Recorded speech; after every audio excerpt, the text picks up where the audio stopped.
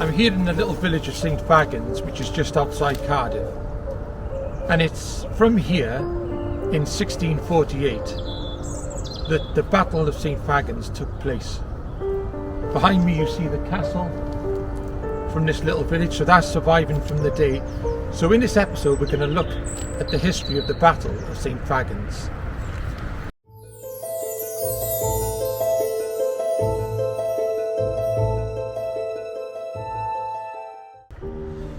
So I'm now out with my mate and we're walking over what was the Battle of St.Fagans. So tell me then, what happened here?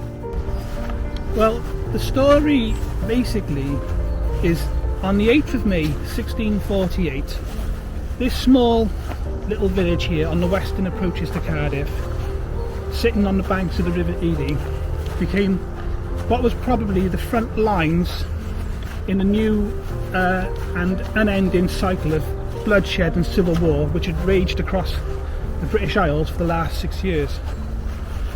The field we're walking in now is called, on the old Welsh tithe maps, the Field of Horses or the Field of War Horses, and it was here in these fields that Colonel Houghton, the parliamentarian commander who had been sent by Oliver Cromwell to put an end to the rebellion of the Welsh Royalists who had centred around Pembroke. It was here that the horses of Parliament's cavalry were kept and tethered. And over to the left in the fields is the Pentrabane farmhouse, and that was Colonel Houghton's headquarters. I'll try and zoom in on there for you. So you're saying it's the building that we can see up there, is that the one, yeah? Yeah. So the story is basically, to give you a background to what happened. In 1646, the First Civil War had ended and Parliament was victorious. Parliament then sought to disband its armies, and in West Wales, a very loyal area to Parliament, the army had not been paid and a lot of the officers had run up large debts in pursuit of the parliamentarian cause. When they sought arrears for these payments, Parliament refused, and this eventually led to an outbreak of rebellion in the West, and formerly loyal parliamentarians now turned against Parliament and declared their support for the King.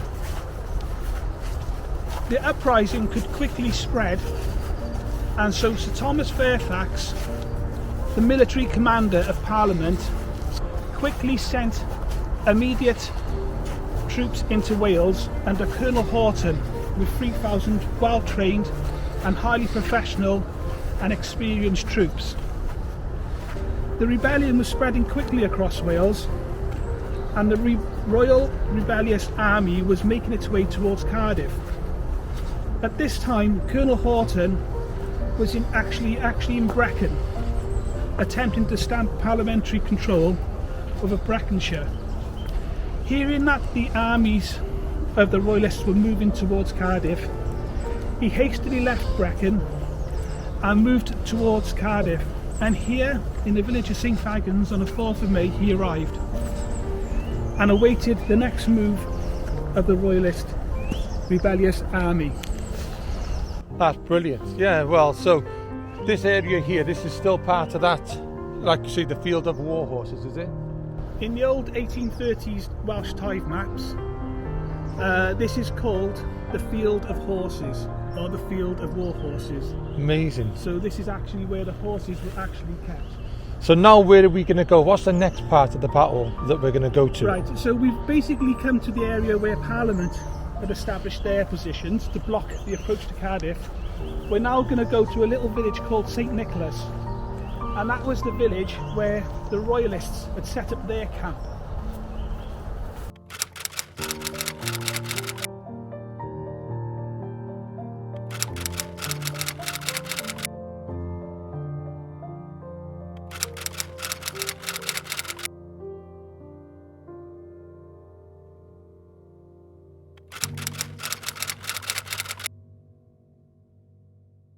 It was here in 1648 that the Royalist army crossed. As they followed this route, up this road to St. Nicholas.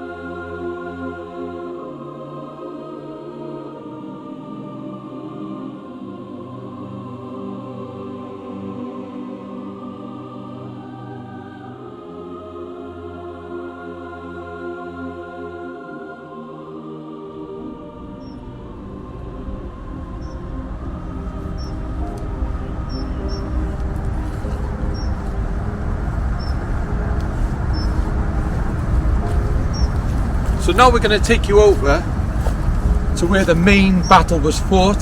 Again, as we mentioned, this is where the skirmish was. We get a little look through the hedges to see what it was like for these Royalist and Parliamentarian armies as they were facing each other.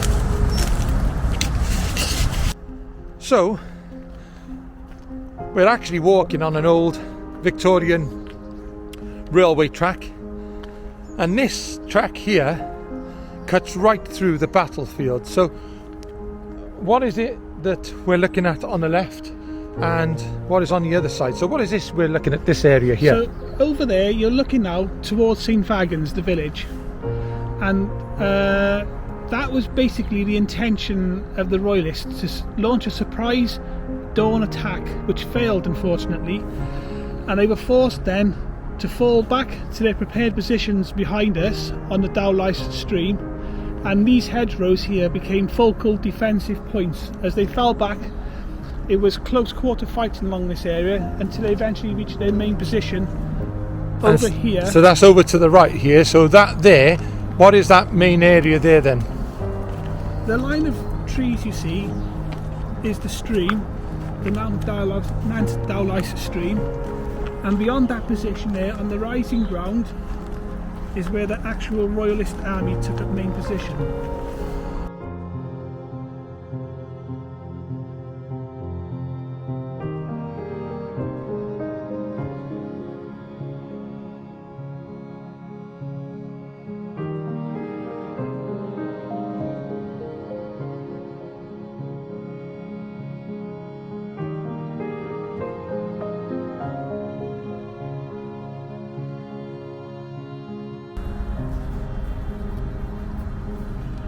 So we saw where the skirmish took place by those hedgerows, where those hedgerows were fought over.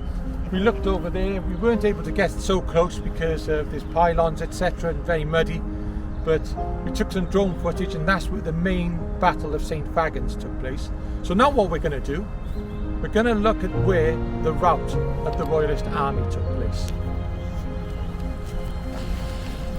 So we're walking really, roughly the direction is over there where the rout of the Royalist army took place. So can you just take us how the account ended in the Battle of St.Fagans? So just to summarise, the initial attack at 7 o'clock in the morning had failed, and the Royalists had fallen back to their prepared positions along the stream.